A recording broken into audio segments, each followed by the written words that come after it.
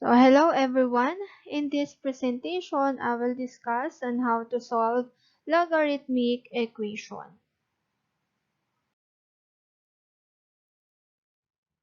Okay, so in solving logarithmic equation, first we need to isolate the logarithmic term on one side of the equation. Second, write the equation in exponential form. Third, solve for the variable. Then last, check to make sure you don't have extraneous solution.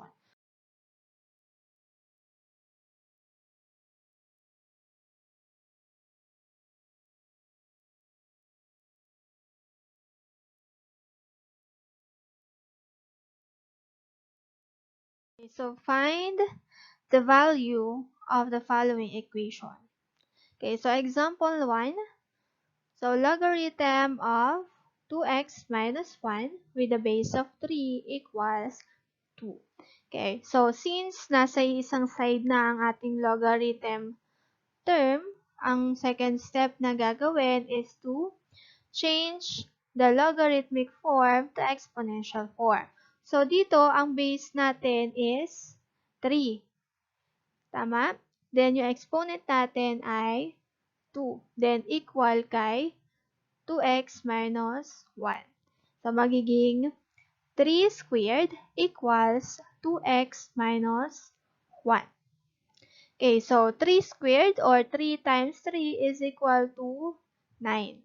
Equals 2x minus 1. Then, combine like terms. So, ang like terms lang dito is yung constant na 9 tsaka yung negative 1. So, lilipat natin sa kabila si negative 1. So, lipat natin dito, isama natin kay 9. So, kapag naglilipat tayo ng number, mag-change tayo ng sign. So, kaya magiging 9 plus 1 equals 2x. So, 9 plus 1 is 10 equals 2x. Then, divide both sides by 2 kasi 2 yung katabi ni x. So, cancel na natin yung 2 kasi 2 divided by 2 is 1 na lang. So, cancel yan. So, 10 divided by 2 is 5. So, yung final answer natin is 5. Then, check muna natin kung si 5 ba ay extraneous solution. So, paano natin malalaman? So, yung 5, yung nakuha mong number, substitute mo lang dito sa ating x. Dapat, itong numbers na nandito, hindi magne-negative. So, 5 times 2 is 10, minus 1 is 9. So, hindi naman nag-negative yung ating number dito. Ibig sabihin, tama yung ating value of x. Okay, next. Logarithm of 5x plus 25 equals 2. So, kapag ganito, that is an example of common logarithm. So, automatic, ang kanyang base ay 10. Okay, so kung ang second step natin, gagawin natin yung exponential form. So, ang base natin is 10. So, 10 squared equals 5x plus 25. Okay, so 10 squared is 10 times 10 is 100 equals 5x plus 25. Then, combine like terms. So, ang like terms dito ay si 100 tsaka si 25. Then, si 5x, wala na siyang ibang katulad. Siya lang yung merong variable. So, stay lang siya dyan. Si 25, lipat natin sa kabila para isama natin siya kay 100.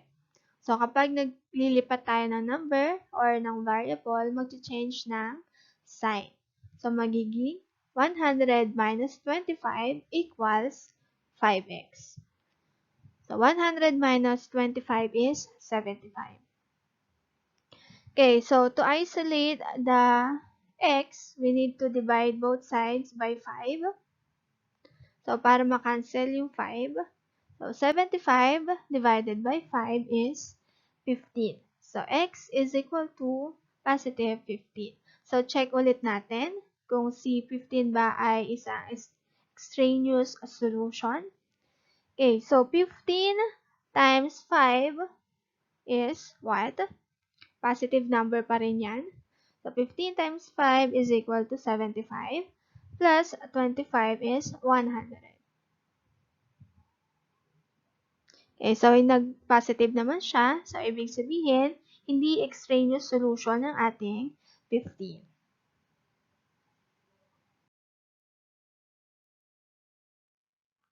Okay, number 3 example, we have logarithm of x plus 5 with a base of 2 plus a logarithm of x plus 1 with a base of 2 equals 5.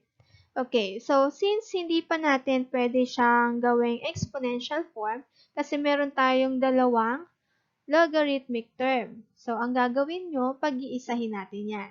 So, ang ginamit ng operation dito is addition. So, pwede natin gamitin si product property. So, kapag nag-a-add ng same logarithm or same base ng logarithm, so, pwede nyong gawin, i-multiply si x plus 5 tsaka si x plus 1. So, magiging logarithm of the quantity of x plus 5 times x plus 1 with the base of 2 equals 5. So, ngayon, isa na lang yung ating logarithmic term. Pwede na natin siyang isulat into exponential form.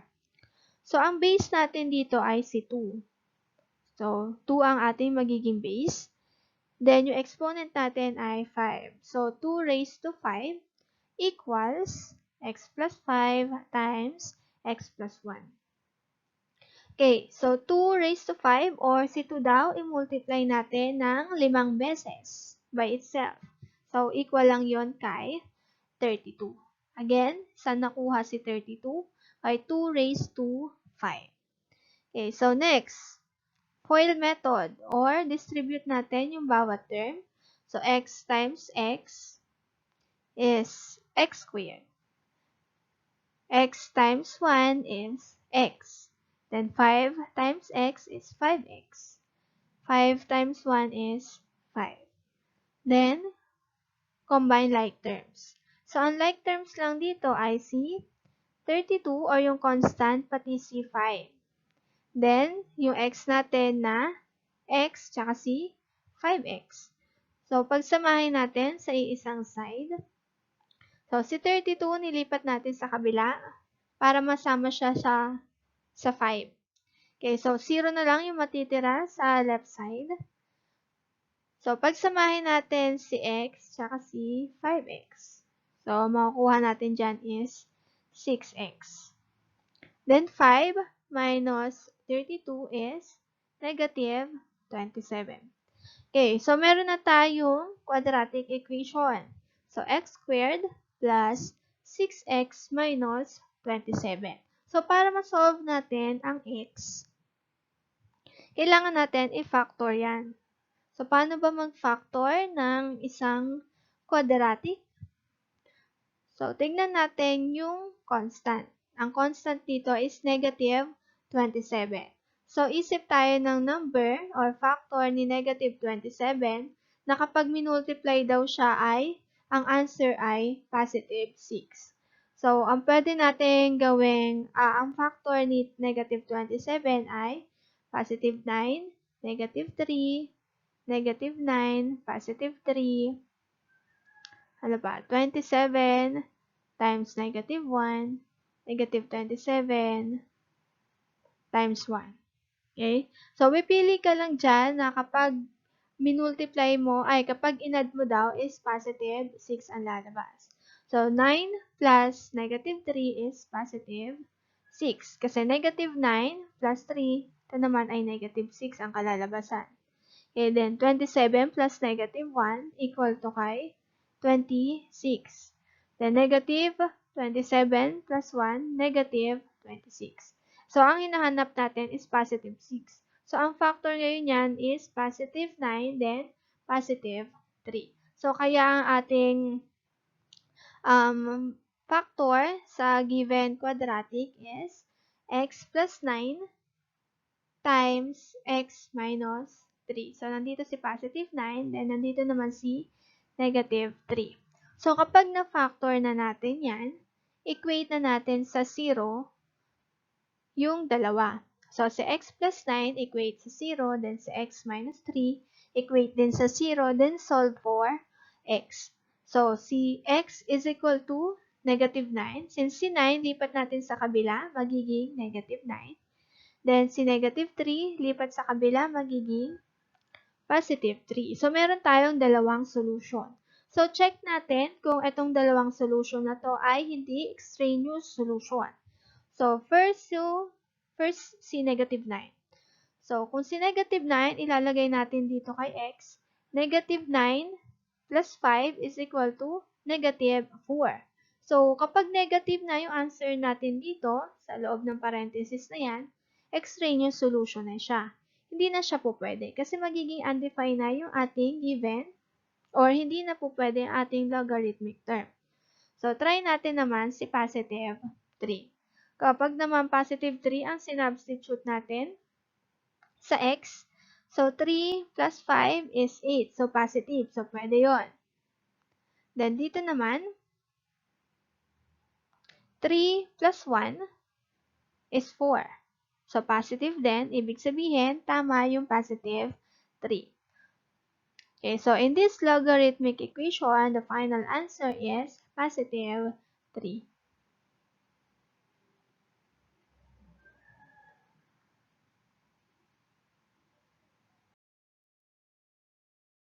Okay, so next example, we have logarithm of 5x plus 7 with the base of 3 minus logarithm of x plus 5 with the base of 3 equals 1. So, meron ulit tayong dalawang logarithmic term. So, ang gagawin natin, apply tayo ng isang property para mapag-isa yung dalawang term na yan. Okay, so ang ginamit dito na operation ay subtraction. So, kung subtraction yan, pwede natin gamitin ang quotient property. So, i-divide lang natin si 5x plus 7 kay x plus 5. Okay, so rewrite natin as single logarithm term. Logarithm of 5x plus 7 over logarithm of x plus 5 with the base of 3 equals 1. So, again, dinivide lang natin yung dalawa. Okay. So, ngayon, pwede na natin isulat as exponential form. So, ang base natin dito ay si 3. Then, ang exponent ay si 1. So, 3 raised to 1 or 3 na lang equals 5x plus 7 over x plus 5. Again, yung 1 natin na exponent, nandito lang siya. Pag 1 kasi, hindi na natin siya sinusulat. Okay, to solve for x, since meron pa tayong denominator, so para mawala yan, mag-cross multiply tayo. Diba? Si whole number, lagi yung may denominator na 1. So, cross multiply. So, si 3 multiply kay x plus 5.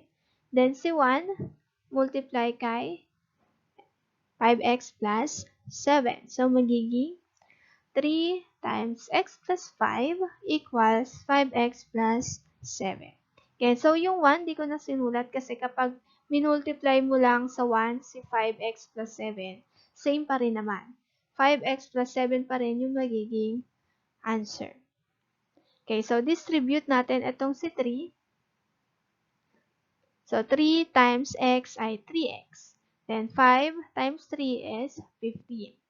Then next, combine like terms. So ang like terms lang dito ay si 3x tsaka si 5x. Then, yung constant, si 15 tsaka si 7. Okay, so pagsamahin natin, si 5x lipat sa kabila. Then, si 15 lipat sa kabila. So, magiging 3x minus 5x equals 7 minus 15. Then, 3x minus 5x is 2x. Then, 7 minus 15 is negative 8. Okay, so divide natin both sides by negative 2. Kasi negative 2 yung katabi ni x. So, para makancel yan. Para matira na lang yung x. So, negative 8 divided by 2 is positive 4. So, yung final answer natin is positive 4.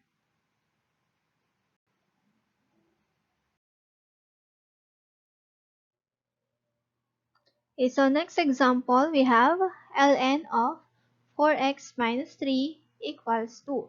So, kapag may nakitang ln, ibig sabihin that is an example of natural logarithm. So, pag sinabing natural logarithm, ang base niyan ay e. So, kung i-rewrite natin to as exponential form, ang gagamitin nating base ay e.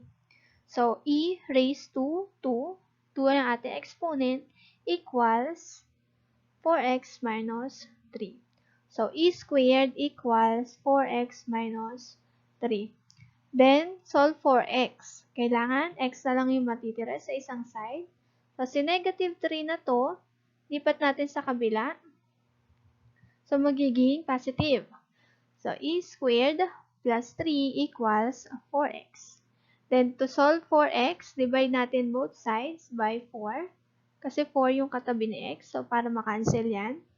So, ang matitira is e squared plus 3 over 4 equals x.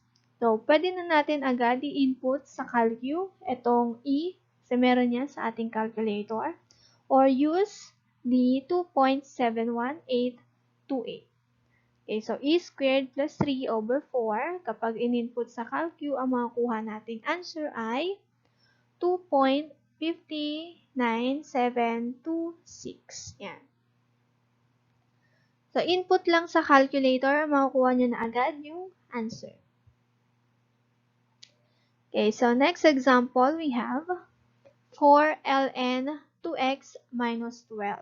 So, dito kung mapapansin, meron pang 4. So, hindi pa natin siya pwedeng gawing exponential form. Kasi meron pang 4. So, para matanggal yung 4, di-divide natin both sides by 4. Okay, so para makancel yan, so ang matitira na lang ay ln 2x equals 12 divided by 4 is 3. Okay, so ngayon, pwede na natin siyang isulat as exponential form. Okay, so yung ln, ang base niyan ay e, then ang exponent natin ay si 3. So, e cube or e raised to 3 equals 2x. Then, para matanggal yung katabi ni x, divide natin both sides by 2. So, cancel. So, ang matitira ngayon ay e raised to 3 over 2, or input natin sa calcul yung e raised to 3 divided by 2. Ang makukuha nating answer doon ay 10.0427. Okay. Okay, so pwede nyo i-check ha kung tama yung ating nakuhang answer.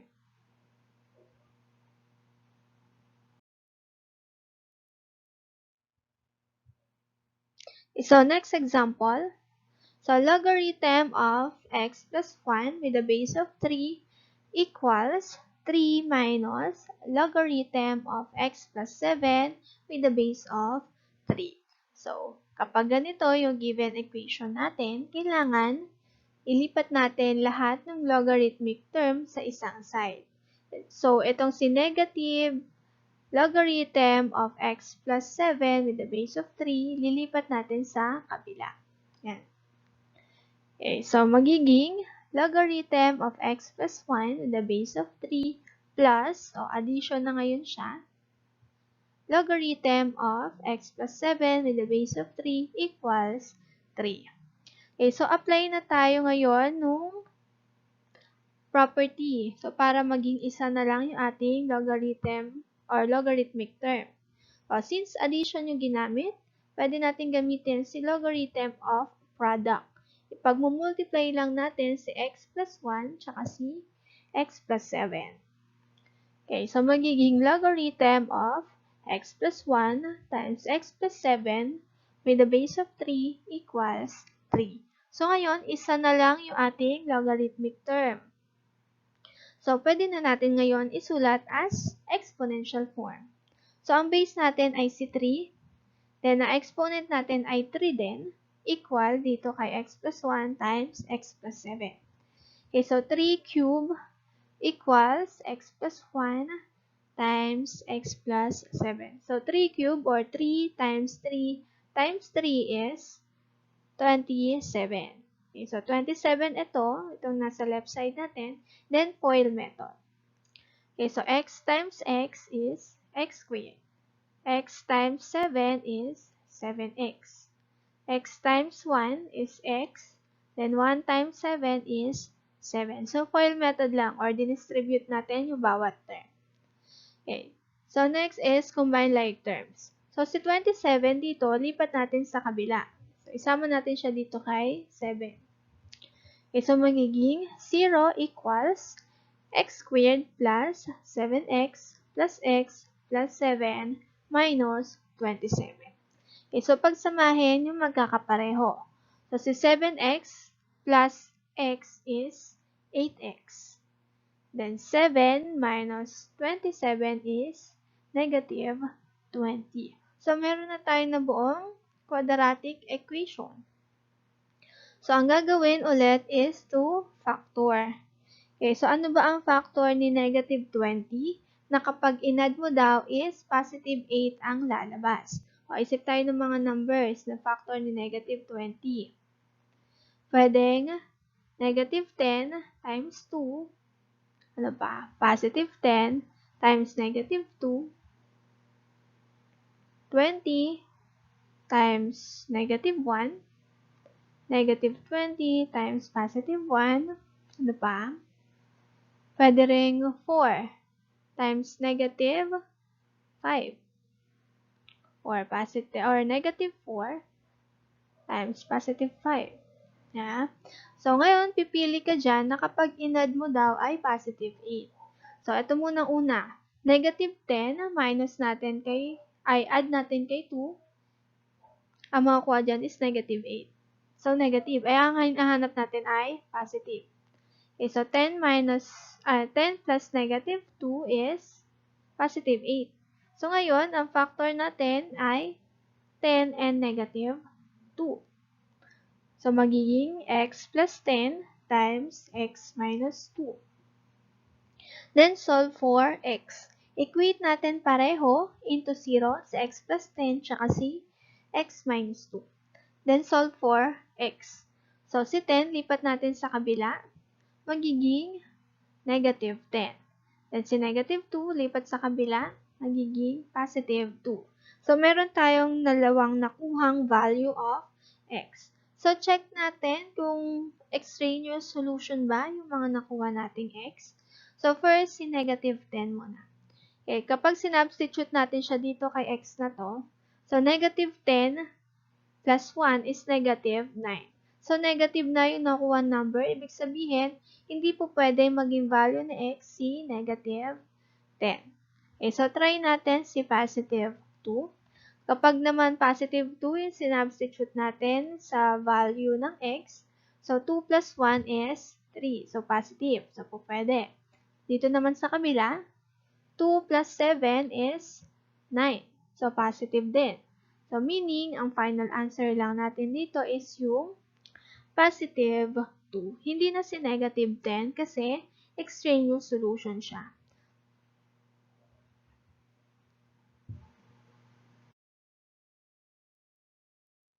So, next example, we have logarithm of the quantity of x plus 1 raised to 4 with the base of 2 equals 8. So, kung mapapansin, meron tayong exponent na 4 dito. So, kapag may exponent, pwede tayo mag-apply ng isang property na logarithm of power. So, kapag may exponent, ililipat mo lang siya sa unahan. I-multiply mo sa ating given logarithm. So, magiging 4 times logarithm of x plus 1 with a base of 2 equals 8. So, dito, since wala na yung exponent, pero meron naman tayong 4 dito sa unahan. So, hindi pa rin natin to pwedeng gawing exponential 4. Then, para matanggal si 4, i-divide natin both sides by 4. So, cancel na yung ating 4.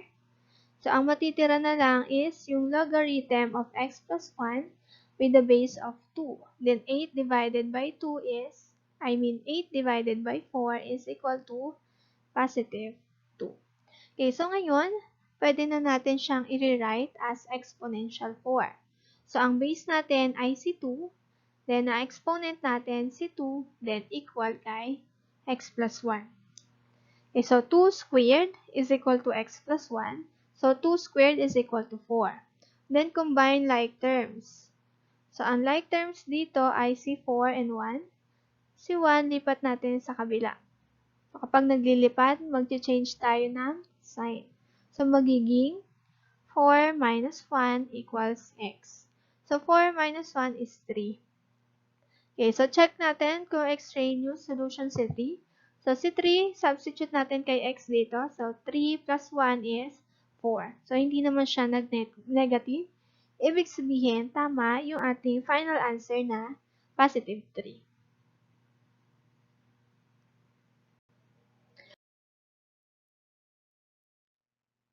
Okay, so that's it for our presentation. Thank you, everyone.